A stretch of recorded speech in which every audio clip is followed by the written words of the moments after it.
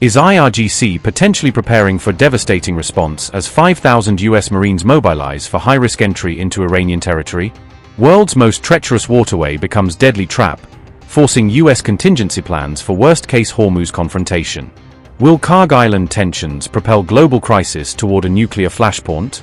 With oil stakes heightening escalation risks dramatically, US redirects 2,000 Marines from Japan bases to Middle East reinforcements amid surging demands of the Iran conflict. Will Iran's 610,000-strong forces versus US Marines transform Hormuz into a pivotal military battleground? As tensions flare in the Strait of Hormuz, US is evaluating the deployment of additional warships to escort commercial vessels safely through this vital waterway, reports The Wall Street Journal.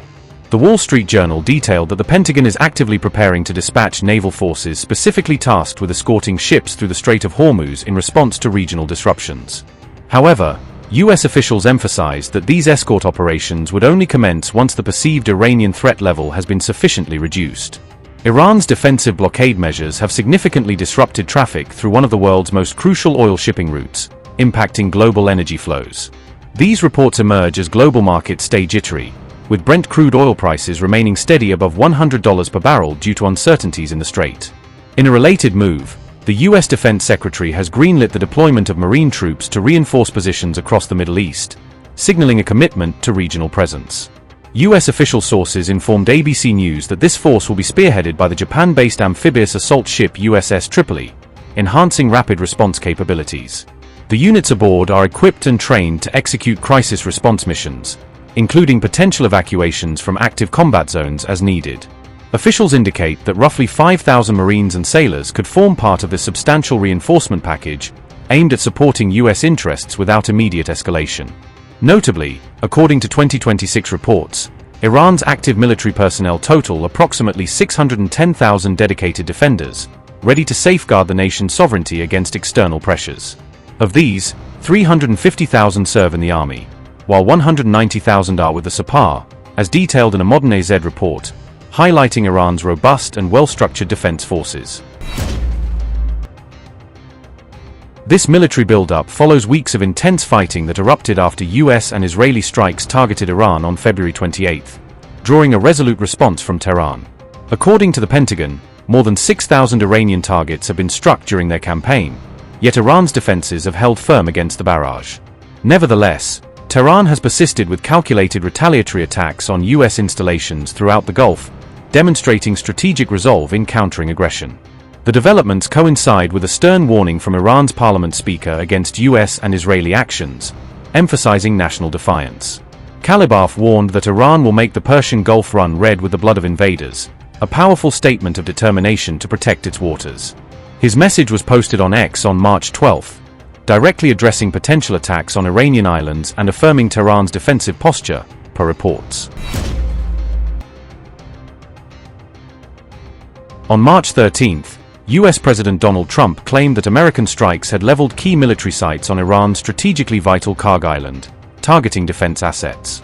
Posting on Truth Social, Trump stated the attack focused solely on Iran's military assets and spared critical oil facilities, framing it as a precise operation. Trump asserted that US forces had totally obliterated every military target on Iran's Kharg Island, showcasing overwhelming technological superiority in the strike. The US president described Kharg Island as Iran's crown jewel, due to its immense strategic value in the nation's energy and defense posture. Iran's Kharg Island handles 90% of its oil exports, a vital lifeline that had successfully evaded prior US-Israeli attacks through vigilant protections. Iran has previously cautioned that it would target US oil interests if its own energy infrastructure faced assault, a policy of measured deterrence. Donald Trump said, and I quote, "Moments ago, at my direction, the United States Central Command executed one of the most powerful bombing raids in the history of the Middle East and totally obliterated every military target in Iran's crown jewel, Kharg Island. Our weapons are the most powerful and sophisticated that the world has ever known, but, for reasons of decency, I have chosen not to wipe out the oil infrastructure on the island. However, should Iran, or anyone else, do anything to interfere with the free and safe passage of ships through the Strait of Hormuz, I will immediately reconsider this decision. Iran has no ability to defend anything that we want to attack. There is nothing they can do about it. Iran will never have a nuclear weapon, nor will it have the ability to threaten the US, Middle East or, for that matter, the world. Iran's military, and all others involved with this terrorist regime, will be wise to lay down their arms and save what's left of their country, which isn't much. In response, Iranian media reported that the oil infrastructure on Kharg Island sustained no damage whatsoever from the US attack, affirming the effectiveness of its safeguards. Trump further warned that any Iranian attempt to interfere with shipping in the Strait of Hormuz would trigger an immediate new strike, escalating rhetorical pressures.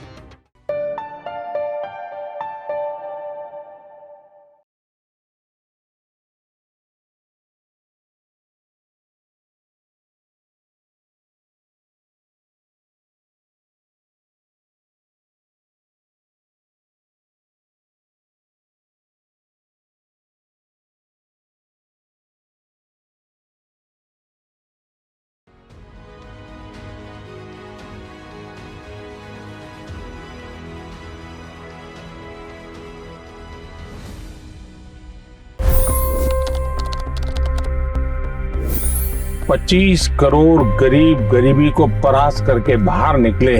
For the good of our nation, let's work together and let's truly make America great again. The fastest news breaks. Requested PM saying that look, you will have to speak to Putin and to Zelensky. The biggest news makers. The relationship with India is probably the most important bilateral relationship the US will have for the rest of this century. The capital delivered quite an election result today. Expert analysis. The million-dollar question today is how to stop this dance of death. Ground reports. I'm standing at the crossroad of the Kumbh Mela. Behind me are more than 100 entry guards. Long-form interviews. Exclusionary politics is reflected in Manipur case as well. You don't bother because this is a small state. Deep dive into burning issues. It's often said DRC could be the richest country in the whole world. It's because of what sits underneath. Why exactly did the US topple the Sheikh Hasina government? HT videos. We don't just break news, we break it down.